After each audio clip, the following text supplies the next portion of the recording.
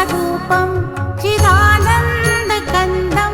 जगत्सम्भवस्थानसंहारहेतुं स्वभक्तेच्छया मानुषं दर्शयन्तम् नमामीश्वरं सद्गुरुं साईनाथम् भवद्ध्वान्तविध्वंसमार्तण्डमीड्यं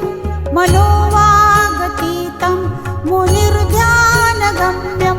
जगद्व्यापकं निर्मलं निर्गुणं त्वाम् नमामीश्वरं सद्गुरुं